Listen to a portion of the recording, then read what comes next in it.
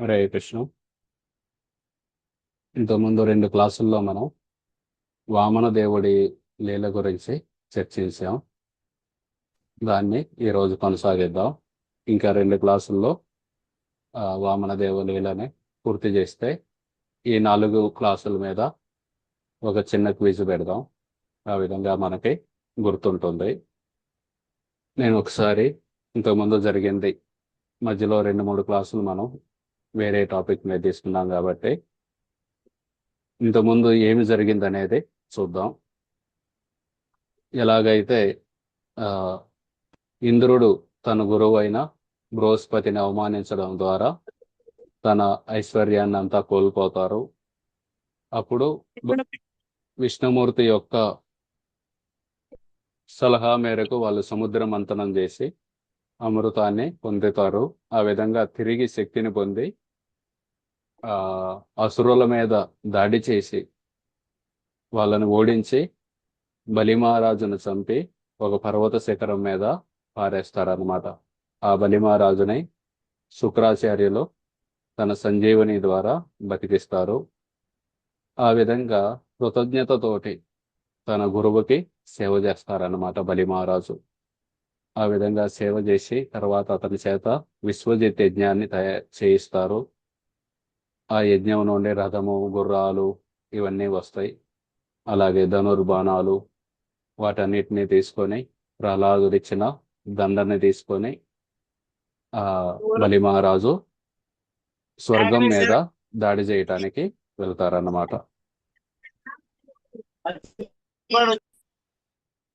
ఆ విధంగా దాడి చేయటానికి వెళితే స్వర్గం మీద ఆ సమయంలో ఆ ఇంద్రుడు చూస్తారనమాట. వీళ్ళకి అమితమైన శక్తి ఉంది కాబట్టి ఇప్పుడు వీళ్ళని ఓడించడం కష్టం అవుతుంది.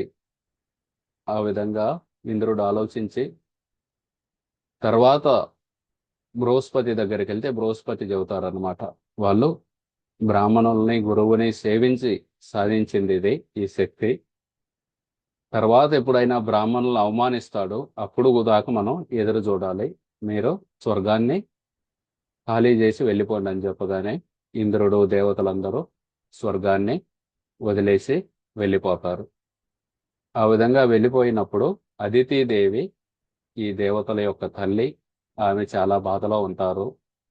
ఆమె భర్త కశ్యప ముని వస్తారనమాట. కశ్యప ముని వస్తే ఆ కశ్యప మునికి సేవ చేసి ఆ కశ్యప ముని ఎందుకు దిగులుగా ఉన్నావని ఎన్నో కారణాలు అడిగి దాని తర్వాత అసలు కారణం తెలుసుకొని దేవతలకి రాజ్యం కోరుకుంటుంది ఏమని చెప్పి మొదట బాధపడతారు. భక్తి గురించి చేయాలి కానీ, భగవంతుడికి సేవ చేయాలి కానీ ఏ కోరిక లేకుండా ఏదో కోరికతోటి సేవ చేస్తున్నావు, సరే ఏదో అయినా పర్లేదని చెప్పి ఆమెకి పయోవ్రతాన్ని సూచిస్తారనమాట. 12 రోజుల పాటు కేవలం పాలు తాగుతూ ఈ వ్రతాన్ని చేయండి అని చెప్పి ఆ పయోవ్రతాన్ని సూచిస్తే అదితిదేవి ఎటువంటి బద్ధకం లేకుండా ఆ వ్రతాన్ని చాలా శ్రద్ధతోటి నిష్ఠతోటి చేస్తారు. ఆ విధంగా చేయగానే భగవంతుడి యొక్క దర్శనం అవుతుంది అదితిదేవికి. దర్శనం చేసుకొని భగవంతుడు చెబుతారు, మీరు ఏది కోరుకుంటున్నారో అది నాకు ఆల్రెడీ తెలుసు. కాకపోతే గురువును సేవించిన శక్తి కారణంతో ప్రస్తుతానికి మనం బలిమహారాజు నుండి ఆ స్వర్గలోకాన్ని తీసుకొని ఇంద్రుడికి ఇవ్వటం కుదరదు. నేను మీ గర్భంలో వస్తాను, ఆవిర్భవిస్తాను. ఆ విధంగా మీ మిగతా కొడుకులకి సహాయం చేస్తానని చెప్పి ఆ విధంగా అతను కశ్యప మనిషి హృదయంలో ప్రవేశించి తర్వాత అదితి హృదయంలో ప్రవేశించి అదితి హృదయం నుండి అదితి గర్భంలోకి ప్రవేశించి అప్పుడు బ్రహ్మదేవుడు వచ్చి ఆ గర్భానికి ప్రార్థనలు చేస్తారు. దాని తర్వాత అదితిదేవి ఆ గర్భం నుండి భగవంతుడు చతుర్భుజ రూపంలో ఆవిర్భవిస్తారన్నమాట. చతుర్భుజ రూపంలో ఆవిర్భవించి తర్వాత అతను ఒక చిన్న ఆ మరగుజ్జు రూపాన్ని స్వీకరిస్తారన్నమాట. వామన దేవుడి రూపాన్ని స్వీకరిస్తారు. ఆ విధంగా స్వీకరించిన తర్వాత ఆయనకి ఎంతో మంది దేవతలందరూ ఎన్నో రకాల బహుమతులు ఇస్తారు. అవన్నీ తీసుకొని తర్వాత బలిమహారాజు ఒక పెద్ద యజ్ఞం చేస్తున్నారని తెలిసి ఆ యజ్ఞం దగ్గరికి బయలుదేరి వెళ్తారన్నమాట. వెళ్ళగానే బలిమహారాజు చాలా సంతోషించి ఆయనకి మీకేమి కావాలో చెప్పండి, ఏమి కావాలన్నా ఇస్తానని చెబితే వామనదేవుడు నాకు కేవలం ఒక 3 అడుగులు వాళ్ళ వంశీకులనందరినీ పొగిడి చివరికి నాకు ఒక 3 అడుగులు ఇవ్వమంటే బలిమహారాజు 3 అడుగులు ఏంటి ఇంకా ఎక్కువ అడగండి, మీకు ఒక ద్వీపాన్ని ఇవ్వగలను ఈ విధంగా. అంటే అప్పుడు వామన దేవుడు సంతుష్టి గురించి, తృప్తి అనే దాని గురించి వివరిస్తారు. వివరించి నాకు 3 అడుగులు చాలు అనగానే శుక్రాచార్యుడు వచ్చి చెబుతారన్నమాట. ఆయన 3 అడుగులు అడుగుతున్నారు కానీ ఆయన విష్ణుమూర్తి మొత్తం తీసేసుకుంటారు. కొన్ని సందర్భాల్లో ప్రాణం మీదకి వచ్చినప్పుడు అబద్ధం చెప్పినా తప్పు లేదు, అబద్ధం చెప్పు, నేను ఇవ్వను అని చెప్పు అని శుక్రాచార్యుడు చెబుతారన్నమాట. అప్పుడు బలి మహారాజు ఆ ఏ విధంగా ప్రతిస్పందించారు అనే దాని గురించి ఈరోజు మనం చూద్దాం. అప్పుడు బలి మహారాజు కొంచెం సేపు సైలెంట్ గా ఉండిపోతారనమాట, ఏం మాట్లాడరు, ఆలోచిస్తారనమాట. గురువు అనే వ్యక్తి భగవంతుడికి మనల్ని దగ్గరగా తీసుకెళ్ళాలి, అంతేగాని గురువు నేను భగవంతుడి దగ్గరికి వెళ్ళే మార్గంలో అడ్డుపడుతున్నారు అని అటువంటి గురువుని మనం ఆ వదిలిపెట్టినా సరే ఎటువంటి నష్టం లేదు అని బలిమహారాజు ఆ సమయంలో ఆలోచించారన్నమాట. ఈయన మా గురువు గారు ఇక్కడ విష్ణుమూర్తి వచ్చి నన్ను దానం అడుగుతున్నారు, మా గురువు గారు నన్ను విష్ణువుకి దానం చేయాలి అని చెప్పి ప్రోత్సహించాలి గాని అడ్డుపడుతున్నాడేంది, ఇటువంటి గురువుని తిరస్కరించినా సరే శాస్త్రాల ద్వారా తప్పేమీ లేదు అని నిశ్చయించుకున్నారన్నమాట.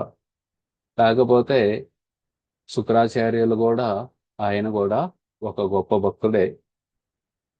తర్వాత చెబుతారనమాట, మొత్తం లీలైపోయినాక వామనదేవుడు అడుగుతారన్నమాట, ఏమి తప్పుపోయింది, ఎందుకు ఈ యజ్ఞం విఫలమైంది అంటే అప్పుడు శుక్రాచార్యుడు చెబుతారనమాట, ఎక్కడైతే మీ నామాన్ని స్మరిస్తారో, ఎక్కడైతే మీ నామాన్ని జపిస్తారో అక్కడ ఎటువంటి అమంగళం ఉండదు, ఏది విఫలం కాదు అని చెబుతారు.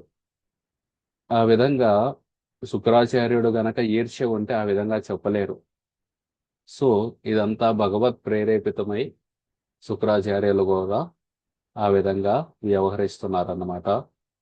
ఆ విధంగా వ్యవహరిస్తూ చివరికి బలిమహారాజు అక్కడ ఉన్న అసురులని అలాగే శుక్రాచార్యుల్ని వాళ్ళని సంతృష్టి చెందించాలి.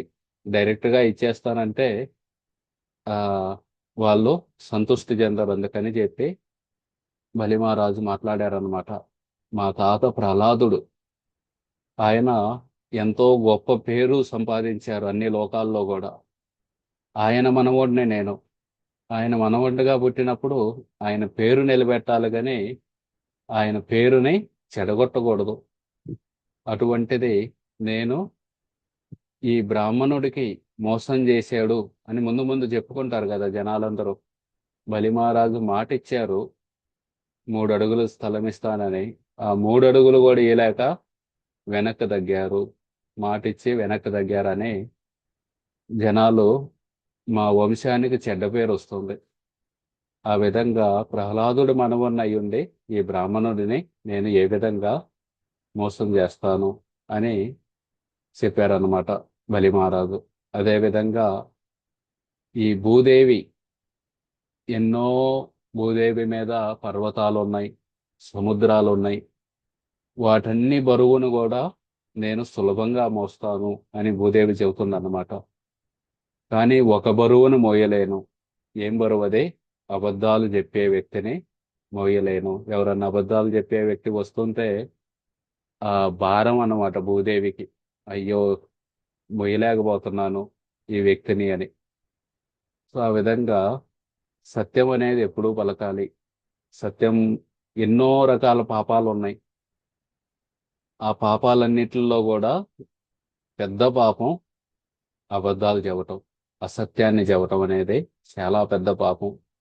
అటువంటి పాపాన్ని నేను ఎలా చేయాలి? నేను మీరు అనొచ్చు, నేను ఈ మొత్తం ఆస్తినంతా కోల్పోయి దరిద్రుణ్ణి అవుతాను, అయినా పర్వాలేదు.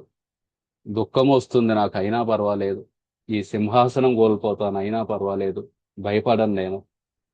కానీ ఈ బ్రాహ్మణుణ్ణి మోసం చేశాననే దానికి మాత్రం భయపడుతున్నాను అని చెప్పి ఆ విధంగా ఆ ఈయన చెబుతున్నారన్నమాట.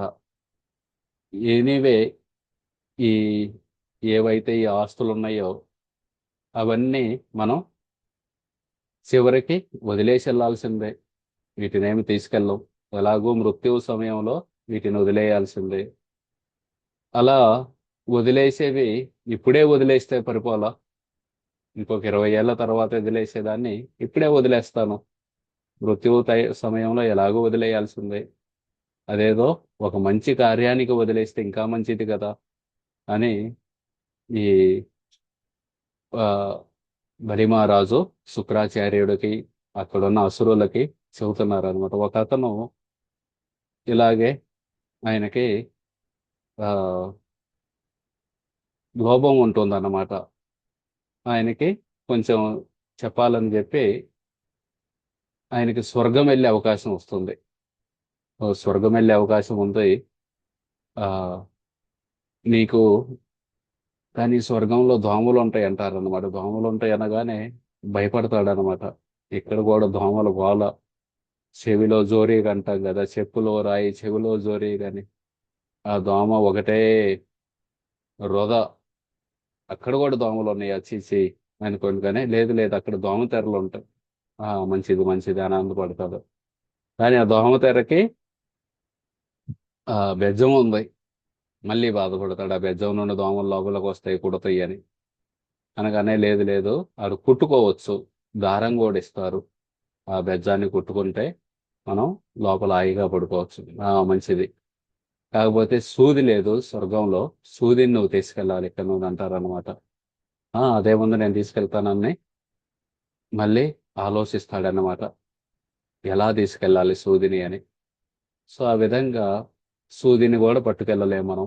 మనతో పాటు ఎంత సంపాదించినా సరే, ఎన్ని కోట్ల లక్షల కోట్ల ఆస్తులు సంపాదించినా సరే, మృత్యు సమయంలో అవి ఎలాగో మన దగ్గర నుండి వెళ్ళిపోతాయి. అటువంటిది ఈ బ్రాహ్మణుడికి, అందులోనూ విష్ణువు అంటున్నారు మీరు, ఆయనకి ఇస్తే తప్పేముంది అని బలి మహారాజు చెప్పి, ఓకే నువ్వు ఇలా అంటున్నావు, ఇంతకుముందు ఎవరు ఇలా చేయలేదంటే, లేదు లేదు, ఇంతకుముందు కూడా చేశారండి. దదీచి అనే ఓ పెద్ద ఋషి, ఆయనకి విష్ణుమూర్తి చెప్పారన్నమాట ఇంద్రుడికి, నువ్వు వృత్రాసురుణ్ణి చంపాలంటే వజ్ర ఆయుధం కావాలి. ఆ వజ్రాయుధం దదీచి ముని యొక్క ఎముకల ద్వారా తయారు చేయాలి అని చెప్పగానే అప్పుడు ఈ దేవతలందరూ వెళ్ళి దదీచి మునిని ఆ భిక్షాటన అడుగుతారనమాట. ఏం కావాలంటే మీ ఎముకలు. ఎవరన్నా వచ్చి మన ఎముకలు అడిగితే మనం ఏం చెబుతాం? మనం అసలు ఆలోచన కూడా ఆలోచించలేము అటువంటి దాన్ని. కానీ దదీచి ముని సంతోషంగా ఆయన ఎముకల్ని ఇచ్చేసి, ఆయన చనిపోయి ఆయన మృత శరీరాన్ని నుండి ఆ వజ్రాయుధాన్ని తయారు చేసి దాని ద్వారా వృత్రాసురుని చంపారు ఇంద్రుడు. అలాగే శివి చక్రవర్తి ఒక పావురం కోసం తన శరీరాన్నే త్యాగం చేశారు. ఈ విధంగా ఎంతో మంది గొప్పవాళ్ళు ఇంతకు ముందు కూడా సత్యం మీద నిలవడం కోసం త్యాగాన్ని చేశారు అని చెప్పి, ఈ జన్మలో మనం పేరు ప్రఖ్యాతులు సంపాదించడానికి ప్రయత్నం చేయాలి. అవే ఎప్పటికీ నిలుస్తాయి. మిగతావన్నీ ఈ మన ఆస్తులు ఇవన్నీ వెళ్ళిపోతాయి. కానీ పేరు వచ్చిందంటే అది ఎప్పటికీ ఉంటుంది. ఈ విధంగా బలిమహారాజు మనం ఒక రకంగా చూస్తే ఆయన పేరు కోసం ఇస్తున్నాడు అనిపిస్తుంది. కానీ ఆయన భక్తితోటి ఇస్తున్నారు అనమాట భగవంతుడికి. కాకపోతే ఆ శుక్రాచార్యుడికి, ఆ రాక్షసులకి, వాళ్ళని ఏదో విధంగా వాళ్ళకి నచ్చజెప్పడం కోసం ఆయన ఈ విధంగా మాట్లాడుతున్నారని మన ఆచార్యులు రాస్తారన్నమాట. ఆ విధంగా వాళ్ళకి ఏదో విధంగా నచ్చ చెప్పడం కోసం బలిమారా చెబుతున్నారనమాట. ఎంతో మందికి యుద్ధ రంగంలో చనిపోయే అవకాశం దొరుకుతుంది. కానీ ఈ విధంగా ఒక బ్రాహ్మణుడికి దానం చేసే అవకాశం ఎంతమందికి దొరుకుతుంది? నాకు ఈ అవకాశం దొరికింది. ఈయన కూడా మీలాగా బ్రాహ్మణుడు. బ్రాహ్మణుడికి దానం ఇస్తే మంగళమైనది. కాబట్టి దయచేసి నన్ను ఇవ్వనివ్వండి. ఎవరైనా సరే వాళ్ళ ఆస్తుల్ని చెడు విధంగా తగలేస్తే వాళ్ళకి చెడ్డ పేరు వస్తుంది. మా నాయనమ్మ వాళ్ళ నాన్న ఈ విధంగా విలాసవంతానికి జీవితానికి అలవాటు పడి ఆస్తులన్నీ తగలబెట్టారని మేము ఉన్నప్పుడు కూడా చెప్పుకునే వాళ్ళు అన్నమాట. ఆయన ఆ విధంగా చెడ్డ పేరు అది. కానీ మంచి పేరు ఎవరైనా సరే వాళ్ళ ఆస్తుల్ని మంచిది దానం ఇవ్వడానికి వీటికి ఉపయోగిస్తే అందరూ గొప్పగా చెప్పుకుంటారు. ఈ విధంగా ఆ బలిమహారాజు చెబుతున్నారనమాట. ఓకే, మీరు చెప్పినట్లు ఈయన విష్ణువే అయితే మీరే చెప్పారు, ఆరాధనాంహి సర్వేషాం విష్ణుర్ ఆరాధనం పరం. అన్ని పూజల్లో కల్లా విష్ణుమూర్తినే పూజించాలని శాస్త్రాలు చెబుతున్నాయి. మరి వాటప్పుడు నేను అతనికి ఈ దానం ఇస్తే తప్పేంది? ఈ విధంగా మరి మహారాజు చెబుతున్నారన్నమాట. చెప్పి చివరికి ఆ బలి మహారాజు నిశ్చయించుకున్నారన్నమాట. నేను ఇతనికి దానం ఇస్తానని చెప్పగానే శుక్రాచార్యులు ఒకసారిగా భగవంతుడి చేత ప్రేరేపించబడి ఆ బలి మహారాజుకి శాపం పెట్టారన్నమాట. నేను మీ గురువుని, నేను చెబుతున్నాను, అయినా సరే వినకుండా నువ్వు దానం ఇస్తానంటావా? కాబట్టి నీ సంపదంతా కోల్పోతావు. నువ్వు అజ్ఞానివి, స్తబ్ద మొండోడివి. ఎన్నిసార్లు చెప్పినా, ఏ విధంగా చెప్పినా సరే వినడం లేదు. పండితమానిన, నిన్ను నువ్వు ఓ పెద్ద పండితుడిని అనుకుంటున్నావా? ఈ విధంగా చెప్పి నీకు ఎంతైతే ఐశ్వర్యం ఉందో అదంతా కోల్పోగాక అని చెప్పి ఆ శుక్రాచార్యులు శాపం పెడతారనమాట. ఇదే బృహస్పతి ఇంతకు ముందు చెప్పింది. ఎప్పుడైతే బలి మహారాజు స్వర్గానికి వచ్చి దాడి చేయడానికి ప్రయత్నించినప్పుడు అప్పుడు బృహస్పతి ఇదే చెబుతారు. వాళ్ళు గురువుని పూజించి తెచ్చుకున్న శక్తి ఇది. దాన్ని ఇప్పుడు మనం తీయలేము.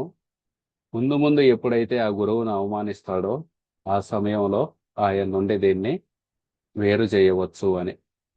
ఆ విధంగా ఇక్కడ గురువుని అవమానించారన్నమాట. అవమానించగానే ఆయన శాపం పెట్టారు, నీ ఐశ్వర్యం అంతా కోల్పోగాక అని. అయినా సరే బలి మహారాజు కొంచెం కూడా ఆయన దృఢ నిశ్చయం నుండి ఒక్క వెనకడుగు కూడా వేయలేదన్నమాట. ఈ బ్రాహ్మణుడికి, ఈ వామనుడికి నేను 3 అడుగులు ఇస్తానని చెప్పాను, అది ఇవ్వాల్సిందే. ఆ ఇచ్చే ముందు ఆయన పాదాలు గడుగుతారు అనమాట. ఎవరికైతే దానం ఇస్తున్నామో వాళ్ళ పాదాలు గడుగుతారు. ఆ విధంగా ఆ పాదాలు గడగటానికి నీళ్లు దెమ్మన్నారు. నీళ్లు దెమ్మనగానే వింధ్యావళి బలి మహారాజు యొక్క భార్య అన్నమాట. ఆమె ఎంతో సిగ్గుతోటి, ఏ రోజు ఎవ్వరు చూసెరగరామని, సూర్యుడు కూడా చూసెరగడు. ఆమె ఎప్పుడు ఇంట్లోనే ఉండేవారు. ఆమె ఎవరో ఒకరు దాసీతోటి పంపొచ్చు ఆ నీటిని, కానీ ఆమె స్వయంగా ఒక బంగారు కలశం తీసుకొని దాంట్లో నీళ్ళని నింపి ఆమె తీసుకొని వచ్చిందనమాట. ఎందుకంటే విష్ణుమూర్తి, సాక్షాత్ విష్ణుమూర్తి వస్తే ఆయనకు సేవ చేసే అవకాశాన్ని ఎందుకు కోల్పోవాలని చెప్పి వింధ్యావళి బంగారు కలశంలో నీరు తేగానే బలిమహారాజు ఆ నీటితోటి వామనదేవుడి పాదాలు గడిగి ఆయన శిరస్సు మీద ఉంచుకున్నారనమాట. అది చూడగానే ఆ స్వర్గలోకంలో, పైలోకాల్లో ఎవరెవరైతే ఉన్నారో వాళ్ళందరూ కూడా ఒక్కసారిగా జై జై ధ్వనులు చేశారన్నమాట. చూడు, ఈ బలి మహారాజు ఎంత సరళమైన వ్యక్తి అంటే ఆయనకు తెలుసు ఈ పని చేయటం వల్ల ఆయన సర్వాన్ని కోల్పోతాడని. అయినా సరే సత్యం మీద నిలబడ్డాడు కానీ వెనకడుగు వేయలేదు అని చెప్పి అందరూ గొప్పగా పొగిడారన్నమాట బలి మహారాజుని. అలా పొగడగానే ఒక్కసారిగా వామనదేవుడు విశ్వరూపాన్ని ధరించారన్నమాట.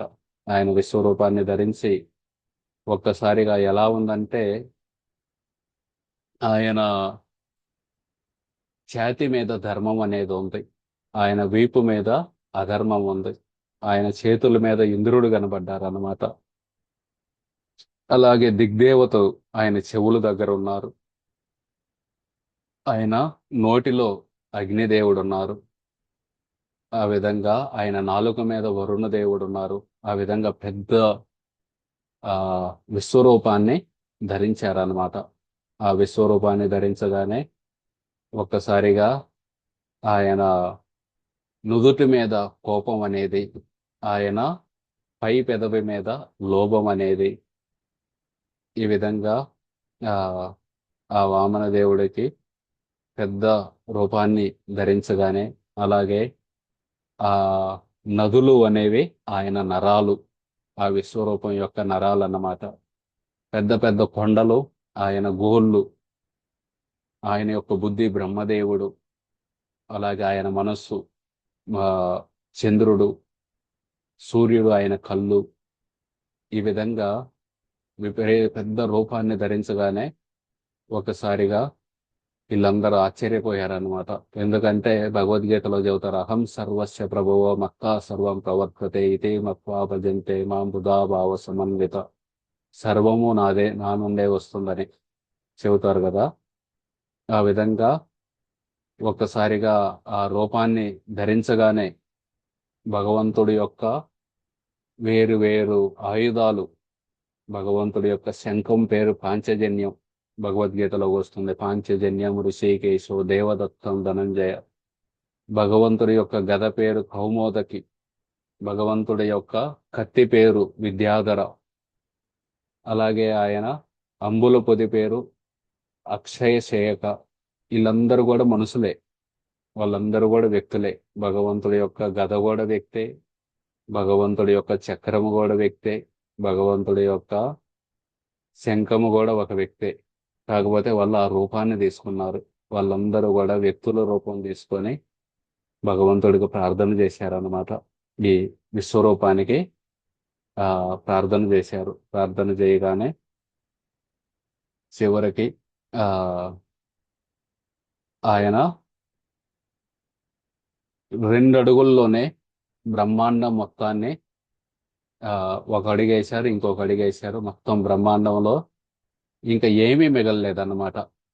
2 అడుగుల్లో మొత్తాన్ని వ్యాపించేశారు. ఈయన 3 అడుగు, ఈయన చెప్పాడు బలి మహారాజు 3 అడుగులు ఇస్తానని, కానీ 2 అడుగుల్లోనే మొత్తం బ్రహ్మాండాన్నే ఆ కవర్ చేసేసారనమాట. కవర్ చేయగానే ఆ విధంగా బ్రహ్మలోకంలో ఎంతో మంది వాళ్ళ ఇంద్రియాలను నిగ్రహించుకొని వేదాలను చదివి సంహితాలు, ఉపవేదాలు, యోగా ఇవన్నీ చేసి బ్రహ్మలోకాన్ని చేరిన వాళ్ళందరూ ఆ బ్రహ్మలోకంలో కూర్చొని చూస్తూ ఉండగా ఒక పాదం పైకి వస్తూ ఉందన్నమాట. ఎందుకంటే భగవంతుడు ఒక అడుగు వేశారు, రెండో అడుగుకి ఆ రెండో అడుగు బ్రహ్మలోకానికి వెళ్ళింది. ఆ పాదం నుండి ఎంత వెలుగు వస్తుందంటే భగవంతుడి యొక్క బొటన వేళ్ళు, ఆ వేళ్ళు ఉన్నాయి కదా, ఆ వేలు గోటిలో నుండి ఎంతో వెలుగు వస్తుంది అన్నమాట.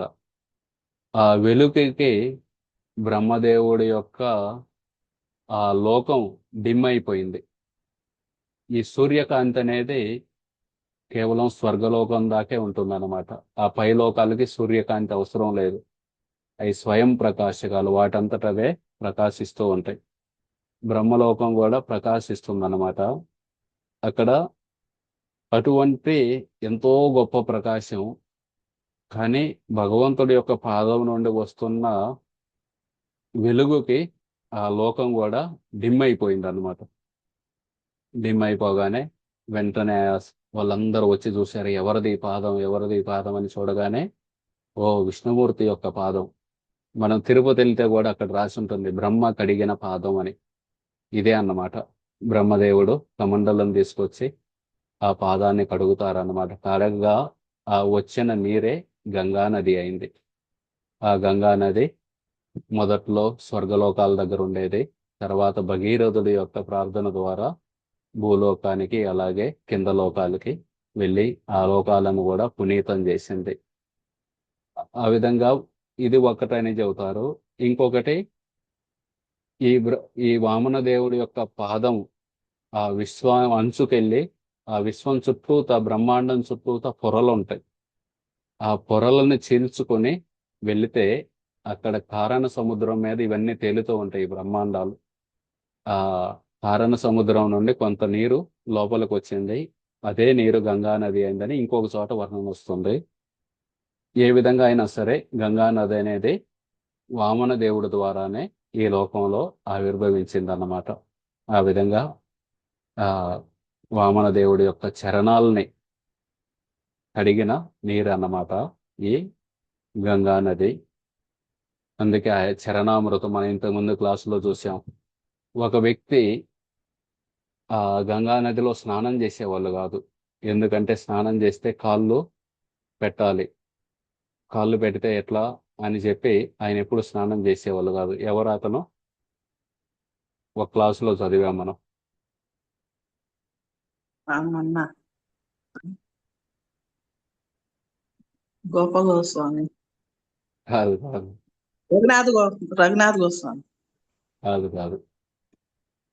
పీతో మొదలైంది ఆయన పేరు.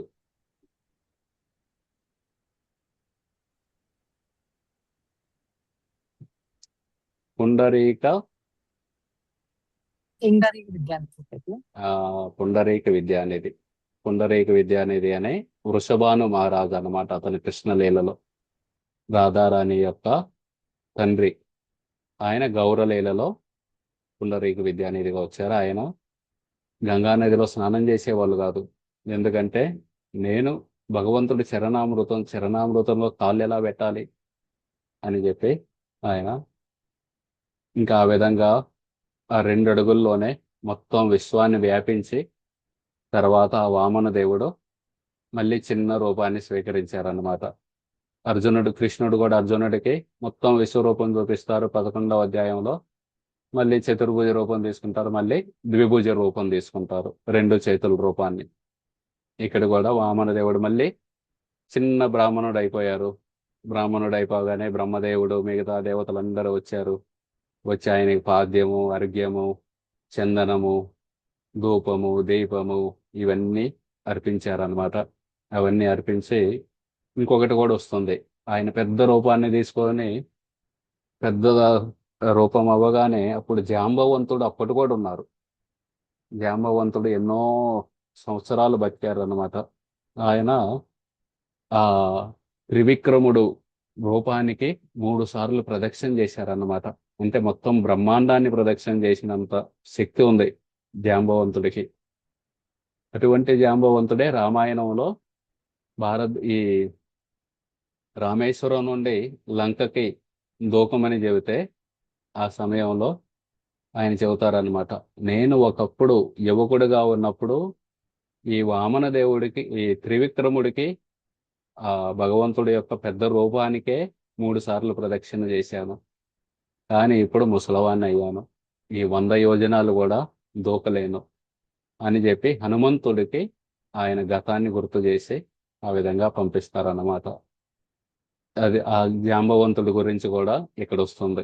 జాంబవంతుడు 3 సార్లు ప్రదక్షిణ చేశారన్నమాట. తర్వాత భగవంతుడు చిన్న రూపాన్ని తీసుకోగానే బ్రహ్మదేవుడు వీళ్ళందరూ వచ్చి వాళ్ళకు పూజ చేస్తారు. పూజ చేయగానే బలి మహారాజు యొక్క అనుచరులు ఉంటారు కదా, రాక్షసులు, వాళ్ళందరి కోపం వచ్చింది. ఈయన ఈ బ్రాహ్మణుడు కాదు, విష్ణుమూర్తి మోసం చేయటానికి ఈ రూపం తీసుకొని వచ్చాడు. మన రాజు సత్యవంతుడు, ఆయన ఎటువంటి మోసం చేయలేదు. మన రాజుని కాపాడటం మన విధి అని చెప్పి వాళ్ళందరూ ఆయుధాలు తీసుకొని పరిగెత్తారన్నమాట. ఈ వామన దేవుణ్ణి మనం చంపేయాలి అని చెప్పి.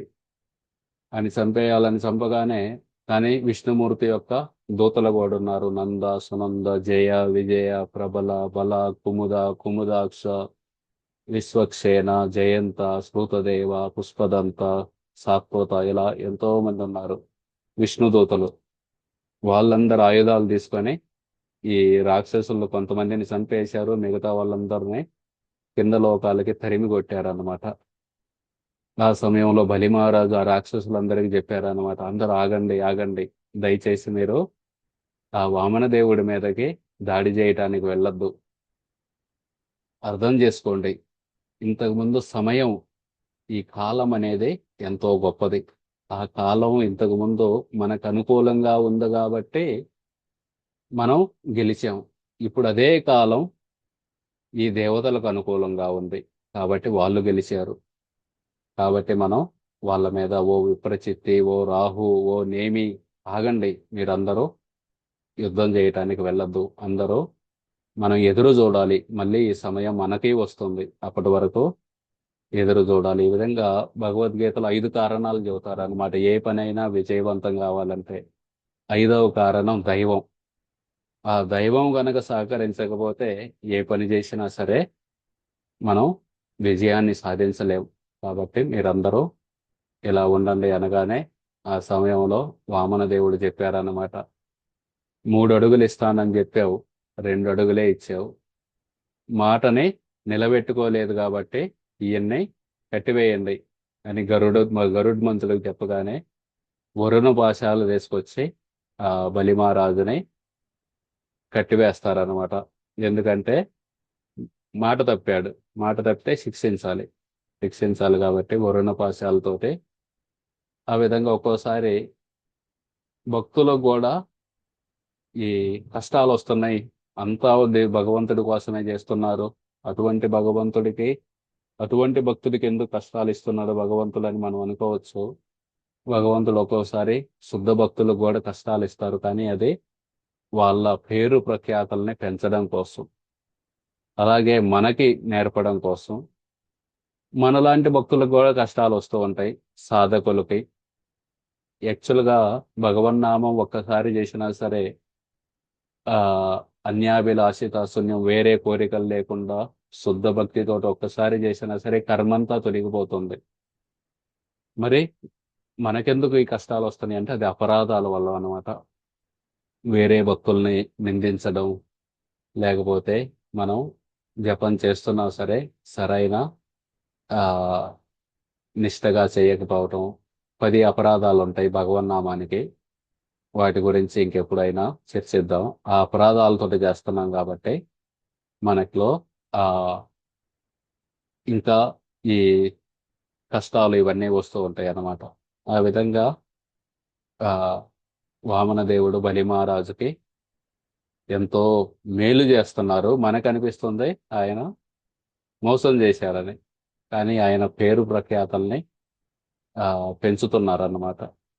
అప్పుడు వామన దేవుడు చెబుతారన్నమాట, ఈ సూర్యకాంతి ఎంత దూరం వెళ్తే అదంతా నీ కిందే ఉంది, అదంతా అన్ని లోకాలని నువ్వు ఆక్రమించుకున్నావు, కానీ ఆ లోకాలన్నిటినీ నేను 2 అడుగులతోటే ఆ ఆక్రమించేశాను. నాకు 3వ అడుగు ఇస్తానని చెప్పి నువ్వు ప్రామిస్ చేసావు, కానీ ఏదది? ఆ విధంగా ఆ అడుగుతారన్నమాట. అలా అడగగానే ఇంకొకసారిగా ఎవరైతే ఈ దానాన్ని సరిగా ఇవ్వరో వాళ్ళు స్వర్గానికి వెళ్ళరు, కానీ నరకానికి వెళ్తారు. ఈ విధంగా నువ్వు గర్వంతో మొత్తం నాదే అని చెప్పి ఆ నీకు ఏది కావాలంటే అది ఇస్తాను, ఇంకా అడుగు, ఈ విధంగా అన్నావు. కాబట్టి మీ గురువు కూడా చెప్పారు నువ్వు అన్నిటినీ కోల్పోతావని చెప్పి, నువ్వు ఇప్పుడు అన్నిటినీ కోల్పో, ఆ నరకానికి వెళ్ళు అని వామన దేవుడు చెబుతారనమాట. కానీ అది యాక్చువల్గా నరకం కాదనమాట, సుతల లోకం. మన భూలోకం కింద కూడా 7 లోకాలు ఉన్నాయి అన్నమాట. అతల వితల సుతల రసాతల తలాతల పాతాల, ఇవన్నీ. వాటిలో ఒకటి సుతల లోకం. ఆ సుతల లోకంలో విశ్వకర్మని పంపించి పెద్ద లోకాన్ని నిర్మింపజేశారనమాట విష్ణుమూర్తి. ఎందుకంటే బలి మహారాజు అక్కడికి వెళ్తారు కాబట్టి. ఆ సుతల లోకంలో ఉన్న సంపద స్వర్గలోకంతో కన్నా కూడా ఎంతో గొప్పది. ఆ విధంగా నిర్మించారు. ఆ విధంగా నిర్మించి విష్ణుమూర్తి ఆ ఈ తన భక్తుడైన బలిమహారాజుని మనకి అందరికి అనిపిస్తుంది అరే నరకానికి పంపాడని. నరకానికి కాదన్నమాట. ఎంతో సుఖ సంపదలున్న సుతల లోకానికి పంపించి ఆయనే స్వయంగా వామన దేవుడు అక్కడ కాపలాదారుడిగా సెక్యూరిటీ గార్డులా ఉంటారన్నమాట సుతల లోకంలో బలిమహారాజుకి అనుగ్రహించడం కోసం. ఆ విధంగా భగవంతుడికి ఏది చేసినా సరే మనం అందులో నష్టం ఏమీ ఉండదన్నమాట. మనం చేసే చిన్న దానము కానీ ఆయన కోసం చేసే చిన్న సేవ కానీ ప్రతిదాన్ని ఆయన గమనిస్తారు. దాన్ని నోట్ చేసుకొని ఉంచుతారు. సరైన సమయంలో అది అతను కృతజ్ఞతగా మనకి ఆ సహాయం చేస్తూనే ఉంటారు. ఎలాగైతే గజేంద్రుడు ఆ విధంగా ముసలి బారిన పడి కష్టపడుతూ ఉంటే ఆ సమయంలో మనుషులకే గుర్తుండదు గత జన్మలో ఏం జరిగిందనేది. ఆ గజేంద్రుడికి గుర్తు చేశారన్నమాట.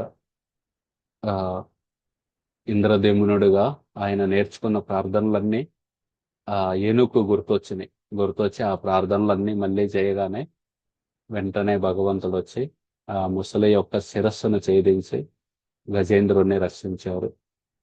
ఆ విధంగా మనం భగవంతుడి కోసం ఏది చేసినా సరే అందులో నష్టమేం లేదు.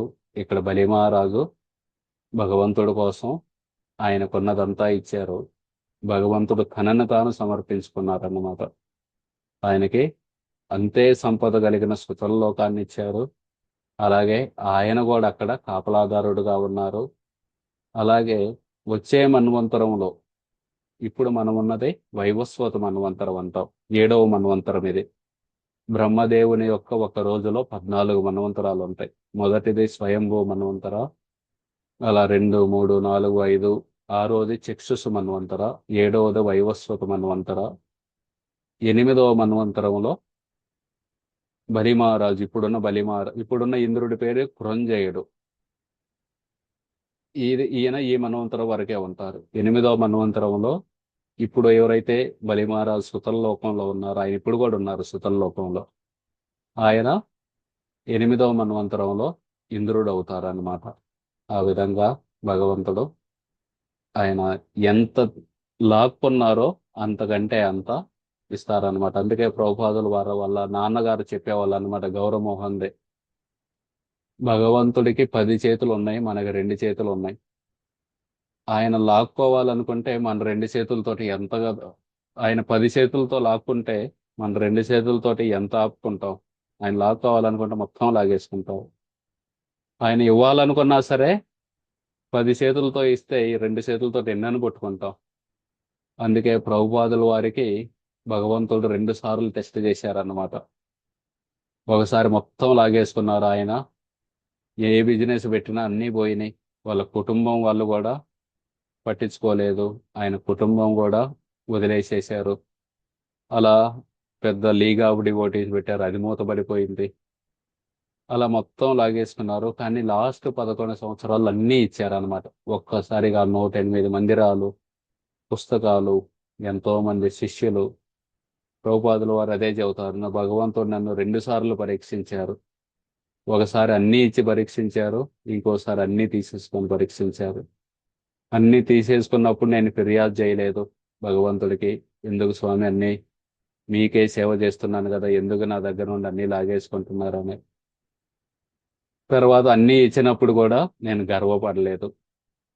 అన్నీ ఇచ్చినప్పుడు కూడా ఆయనకి సేవ చేశాను, అన్నీ తీసేసుకున్నప్పుడు కూడా ఆయనకి సేవ చేశాను. ఆ విధంగా 2 టెస్టుల్లో కూడా పాస్ అయ్యారనమాట. ఆ విధంగా మనం కూడా ఆ ప్రభుపాదుల వారు, ఈ బలి మహారాజు వీళ్ళ అడుగుజాడల్లో నడవడానికి ప్రయత్నం చేద్దాం.